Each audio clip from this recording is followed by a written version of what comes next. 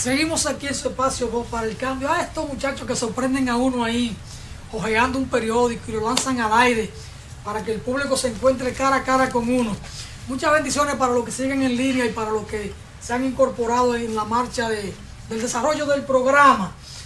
Aquí ahora se da un foro sobre educación organizado por el Parlacén.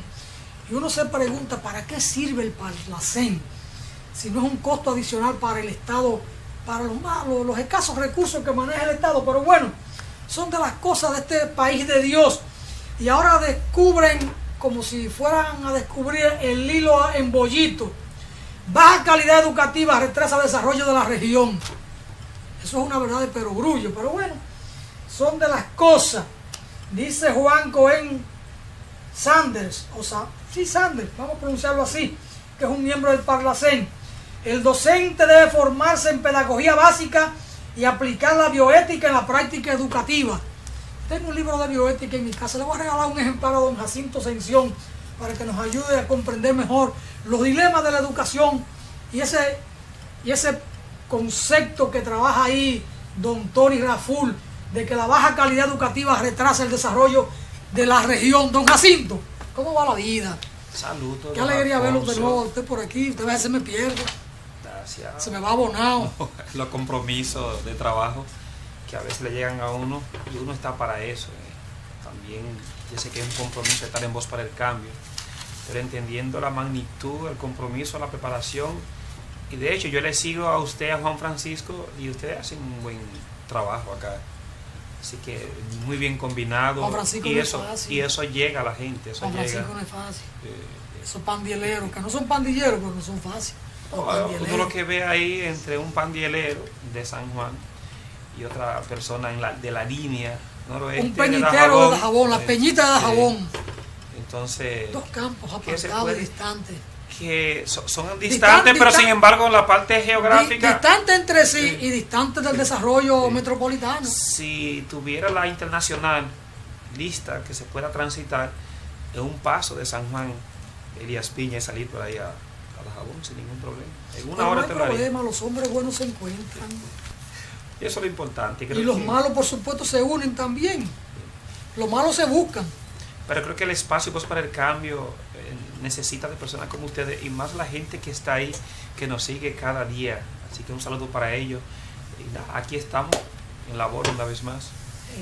Alguien dijo a propósito del foro que la responsabilidad de la mala educación es del docente que va a las aulas, pero que la responsabilidad de que haya un docente malo es de la universidad que lo prepara, que lo forma de manera inapropiada, pero como que eso no toma en cuenta a la sociedad misma, porque el profesor es un ente hijo de un contexto histórico-social determinado, histórico, social, económico, institucional, moral, determinado. Sí, lo que pasa es que cuando nosotros tenemos que poner que el otro es el problema, evadiendo responsabilidades, es difícil que podamos enfrentar esa problemática en este tema de educación. Porque si lo miramos de todas las problemáticas sociales que tenemos en el país, vamos a ver cómo cada ente, cada institución del Estado, de la sociedad civil, siempre le echamos la culpa al otro.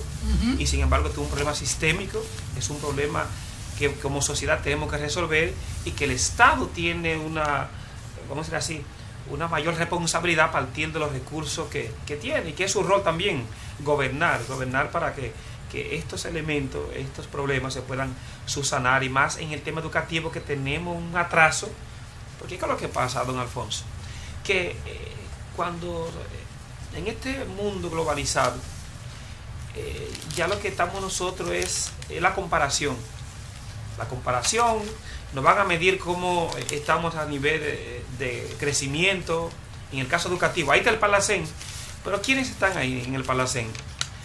La mayoría de esas personas han estado gobernando el país. Los grupos políticos que han estado en el poder. Y le han buscado un espacio, un puesto ahí para que esté cobrando sin trabajar y mantenerse en la palestra política para seguir decidiendo. Pero usted lo sabe. Pero fíjense cómo están ellos ahora, como que el problema de la educación, de la mala calidad, es un problema que es ahora que lo tenemos. Y cada uno de ellos estuvo en un momento determinado, y el mismo Tony Raful ha estado muy involucrado con el tema educativo en este país. Entonces ahora no puede salir él que hay un problema, que hay una debilidad, que es el tema docente, porque al final hay que echarle la culpa al tema docente, pero y el sistema, y las universidades que son las que educan, y el Estado con los recursos que está suministrando para que esta educación sea de calidad, donde está. Entonces creo que no es buscar que el problema lo tenemos tú o tal o el otro, sino ver eso como un problema para buscar soluciones colectivas también como instituciones para resolver y apoyar en este caso, porque el ministro de Educación que tenemos ahora, Andrés Navarro, es un gerente que él quiere hacer las cosas correctas y hacerlas bien. ¿Por qué no le seguimos apoyando para que ese 4% que tenemos para invertir en la educación, entonces las otras instancias que también están, las universidades que están para eso? Usted sabe que ahora mismo de ese 4% que recibe el Ministerio de Educación para el tema de educación, es de tan magnitud que otras carteras del Estado, otros ministerios, se están aprovechando de ese 4%. Ese 4% que tenemos ahí, también el Ministerio de la MESI también está usando recursos de ese 4%. Y muchas inclusive de las universidades que están aquí trabajando el tema formativo, les reciben de ese 4% a través de INAFOCAN, que trabaja todo el tema de la capacitación de docentes. Entonces al final vamos a ver si tenemos unos recursos que están destinados para la inversión en la educación y más para preparar a esos docentes.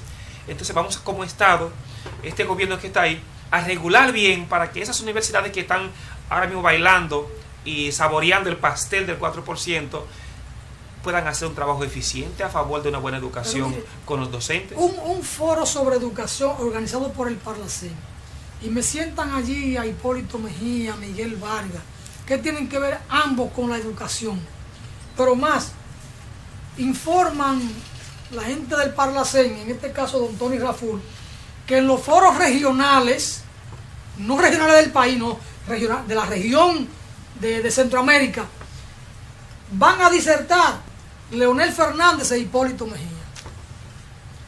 Sí, pero ¿por qué no buscar académicos? Sí. Gente que ha estado en la academia trabajando la cuestión fundamental de la educación.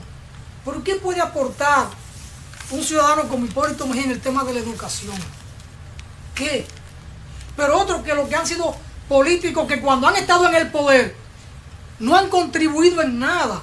Usted me dirá, no, pero Leonel Fernández fue profesor en la Universidad Autónoma. Pero con él se aprueba la ley sobre educación, lo del presupuesto del 4% para educación. En el año 97, él la promulga. Y se resistió durante 8 años que fue presidente, no, 8 años no, 3 del 97 al 2000 y 8 años del 2004 al 2012 a aplicar la ley. La desconoció. Y a Danilo Medina hubo que doblarle el brazo con aquel movimiento de la sombrilla amarilla, del paraguas amarillo. Y entonces él en campaña se comprometió a cumplir, y por lo menos ha cumplido entregando los fondos. Y los fondos han mejorado efectivamente la calidad de la educación. ¿Qué ha pasado? Se ha apretado mucho en la administración de estos fondos al tema de la corrupción. La compra de solares con aquella característica a un compañerito u otro. Búscate aquel solar que vamos a comprarlo para construir. Y un solar que podía costar 300,000 pesos, se lo compraban en 14 millones a ese compañerito o a esa compañerita. Y después la sobrevaluación de las obras. Y eso viene entonces con una cantidad de la falta de calidad en esas construcciones. Y después tener en un lugar aulas que no se pueden habilitar para la docencia porque no están los docentes o no están los estudiantes. En Dajabón construyeron 2 liceos y al año todavía no estaban en operación y estaban inaugurados. De 20 aulas y los planteles cerrados porque no habían ni los profesores ni los estudiantes. En una zona incluso apartada, en una zona agrícola donde lo que hay es parcelas, que no hay gente. Que para los estudiantes llegar allí, cuando se habilite, si es que ya se habilitó, nadie puede llegar a pie. Tienen que llegar en motoconcho o los padres lo van a llevar e irlo a buscar. Sí, pero ese amigo suyo que estuvo 3 veces gobernando este país, en ningún momento él propició para que se lograra ese 4% para inversión en la educación. Pero fue profesor de la universidad. No, él es el que aprueba la ley en el 97, la promulga. En el 97. Porque esa ley que otorga el 4% de educación es del 97 y él la promulgó. Nunca la aplicó. Pero no la aplicó. Le daba la espalda. Exacto. Entonces, y él mismo también, que fue profesor de la UAS, en el tema comunicación, en el tema de la sociología. Ese mismo también hizo inversión en la UAS, para afinar en esa inversión en la construcción de varios edificios en la UAS. Lo que hizo fue un grupo de personas millonarias. Ahí hay personas, lo del parqueo. Y vaya, para que usted vea que costaba un parqueo para poner un carro costaba más que una casa, que un apartamento. El costo de un parqueo llegaba a $1.000.000 de pesos, casi $1.000.000 de pesos. Y esa persona que está ahí fue la que se cargó, así mismo, no invirtió nada para el tema de investigación en la UAS. No ayudó a que Flaxo se pudiera inclusive seguir trabajando en todo el tema investigativo para que, y se llevó a estos profesionales a trabajar en Funglode, porque él tenía sus proyectos, que era su Funglode. Y desde ahí entonces por eso era que cotizaba para Funglode, ese constructor. Pues no le interesaba nada de esto. Busque la construcción del centro UAS San Juan al año con filtraciones. El comodoro económico aquí en la sede central, antes del año, filtraciones, cerrado. Entonces, ese Nueva York chiquito que él prometía, lo estaba mirando desde Funglode para, desde ese espacio, compararse con los mejores centros educativos a nivel internacional. Vea cómo los políticos se protegen ellos. Sí. Tony Raful lo busca todo, sí. Porque a él lo pusieron en el Palacén, claro, para hacer ese ente de equilibrio y de armonía entre ellos arriba. Sí. Pero no para trabajar con los de abajo. No le interesa. Busca a Tony en un barrio. No. Y un intelectual, ahí está escribiendo, ahí está, pero siempre se ha mantenido que en la miel del poder, no importa quién esté de turno gobernando, porque él es de un partido contrario al partido que está gobernando, pero él nunca salió de la nómina del Ministerio de Educación como asesor, y hay que mirar lo que estaba ganando él como asesor en el Ministerio de Cultura. Entonces, ¿qué pasa? Que al final entre ellos se ponen de acuerdo para taparse uno con otro y seguir gobernando como clase en este país. Y uno aquí, el hijo de Machepa, de tonto, me perdona, de pendejo, en San Juan no se dice eso, ni aquí tampoco, pero de pendejos somos, que le creemos en esa falacia, en esa mentira, de que tan interesado y le preocupa el tema educativo en el país y en la región. Eso es una mentira más de la que estamos acostumbrados en este país. Bueno, entonces, con una educación de mala calidad, ¿para dónde vamos? Si está claro de que para un ciudadano ser libre debe tener un mínimo de cultura, de información, de formación, porque lo contrario es estar ahí siendo objeto y víctima del clientelismo político.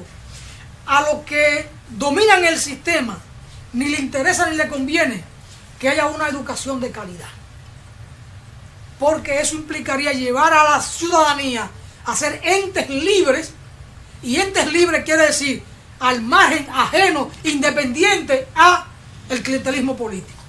¿Y cómo operan estos partidos? Sino con el clientelismo. Si esto fuera una sociedad mínimamente formada, Leonel Fernández, Hipólito Mejía no anduvieran buscando la ñoña, ni Miguel Vargas. Vaya un poquito más, estuvieran presos. Estuvieran presos. Esto está igual que Juan Francisco. No, porque hay que ser real. Si hay una comunidad que piensa y que actuara como institución, que la justicia actuara, esa gente no estuvieran hablando en la calle y no solamente eso, hablando, sino con aspiraciones de querer montarse nuevamente en el poder. Que estuvieran presos desde ahí, cumpliendo una condena y devolviendo los recursos que se han robado y lo que han dejado que otros roben en este país, porque también son culpables de que personas que se hagan millonarias a costillas del gobierno de ellos, que son los que están luego financiando la campaña política. Va a decir a costillas de legales. Entonces así no podemos nosotros seguir avanzando. Entonces es una falacia, es una mentira de que ellos están interesados en que en este país se eduque, que en este país piense y que en este país se logren los cambios que necesitamos, de tener una sociedad justa, una sociedad equitativa, una sociedad donde los valores son los que tienen que primar, y sobre todo también desde esa moral, a partir de lo que nos enseñó nuestro patricio Juan Pablo Duarte, con ese compromiso. Usted dice que Navarro es un hombre comprometido con el tema de la educación del país, que es una persona en valores, formado en valores. Yo eso lo puedo creer. Es una persona que refleja una expresión de mucha decencia. Pero ¿a qué carajo se le ocurre de que querer aspirar a la presidencia de la República siendo ministro de Educación? ¿Por qué no centrarse en hacer su trabajo ¿Sabe? Porque él conoce, es un académico y es un hombre que viene de los sectores populares, del trabajo popular, conoce la política criolla y él sabe para dónde va Danilo y para dónde va Leonel. ¿Qué se le ocurre decir que él va a ser precandidato presidencial de ese partido? Es una metida de pata. Centrarse. Lo movieron de Cancillería, donde hizo un gran trabajo. Intentó sanear aquello y logró paso agigantado en esa dirección. Pero luego viene el presidente y le nombra allí lo contrario, a Miguel Vargas, para que vaya a politizar, a cualquierizar y a distribuir un pastel por un compromiso político electorero, porque ni siquiera electoral, es electorero. Él pudo decirle al presidente, mire, yo no le acepto ni siquiera el ministerio, porque con eso que usted ha hecho, mañana usted me va a quitar de aquí, me va a poner otro cualquiera a dirigir el ministerio. Pero bien, lo aceptó. Lo saneó también y lo organizó. Lo aceptó, organícelo, a sanearlo. Pero no se le ocurra de que usted va a ser precandidato presidencial. Pero si él tiene aspiraciones en un futuro, que él es joven, tiene que empezar a sacar la señal. Él no, pero por lo menos, pero tiene en este momento él no se ha lanzado todavía. Hay rumores que tiene aspiraciones. Ya lo dijo. Entonces ya aleja a Juan Francisco y a Alfonso, lo aleja de los simpatizantes. Pero él tiene derecho también, don Alfonso. ¿Y qué te quiere? ¿Que sigan gobernando la misma gente que están? No. Porque si él puede. Que siga dirigiendo educación. Él sabe que no hay. Es que educación es un pedacito. Si puede hacerlo mejor como gerente en el país y hacerlo mejor que Hipólito, que Leonel, que Danilo, ¿por qué no le quitamos oportunidad? Desde esa corporación. No, pero es que sí, entonces ¿con quién lo vamos a hacer? Desde ahí tenemos que sacar a la gente buena que está ahí. ¿Con Euclides? No, pero es posible que él llegue y esa gente tenga que irse. Hay que verlo desde ahí, porque pero bien, no metamos en esa cosa que... No le quite la posibilidad a personas a esa persona que están probadas, que están formadas, me alejó de su que simpatía. No hay cola que le puedan pisar. Me alejó de su simpatía porque ¿qué es lo que pasa, Jacinto? Que aquel funcionario en este país, en esta cultura política, que desde una posición pública, como siendo ministro, empieza a mostrar aspiraciones, ¿qué es lo que le queda al imaginario popular? Que está usando los recursos de ese ministerio, de esa dependencia estatal, para el proselitismo. Es lo que a uno le queda. Pero hay que darle la oportunidad. Domínguez Brito dijo, renuncio como ministro porque me voy a lanzar. Me voy a lanzar. Claro, Domínguez Brito y todos los políticos dominicanos, cuando estuvo en trabajo, nombró mucha gente para que le fueran sus seguidores. Pero no hay una ley que le prohíbe que tiene que dejar el ministerio para sus aspiraciones. No hay una ley. Hay cosas éticas. Bueno, yo sé. Pero se puede hacer diferente, yo creo. En el mundo de la ética no todo está escrito. Pero hay que dejar que la gente accione y a partir de ahí entonces logramos hacer ese juicio de valor. Bueno, por lo menos consiguió alejarme a mí, a Juan Francisco, de lo que teníamos simpatía por él. Nos alejó. Pero hay que dar la oportunidad para dejarlo. No, pero yo no se la puedo quitar. Yo no se la puedo quitar. Yo simplemente digo, Juan Francisco y yo nos alejamos de la simpatía que teníamos con Navarro. Pero para mí es una estrategia. Si él tiene aspiración en el futuro, él tiene que desde ahora mandar señales, aunque él sabe que ahora no va. Porque al final hay que ver las estrategias que está usando el equipo, Danilo y su equipo. Vamos a mandar a esta gente adelante que se lancen para ver. Y fíjense cómo está él, que en marzo es que él se va a pronunciar sobre qué decide. Si, oye, está prohibida su aspiración está prohibida para que pueda ser presidente, la reelección. Sin embargo, fíjate, como un alfil de Danilo. Bueno, pero eso es que hay que ver, esas variables tenemos que tenerlas ahí y ver lo que se va a dar más adelante para que luego entonces decir si el ministro de Educación nos está engañando y es uno más también del grupito que está ahí y de la politiquería barata que tenemos en este país. Por ahí que dejarlo. Es lo que uno ve. No, que hay que dejarlo porque esa es su libertad.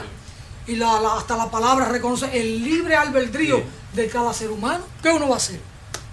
Mirar y hablar. Y esperar. Y esperar. Vamos a dar una pausa, don Jacinto, para seguir esperando el compromiso con nuestros anunciantes para volver aquí a conversar para usted conmigo, yo con usted y de cara al público. Sí. Pero siempre expresando la solidaridad con los que nos siguen, como esos dos ciudadanos honorables, humildes, de San Juan de la Maguana que nos llamaron para que protestemos o le pidamos al presidente que revise la pensión de ellos y la de todos los pensionados, porque con 5,000 pesos una persona con 75 años no puede vivir en este país de Dios. Vamos a la pausa.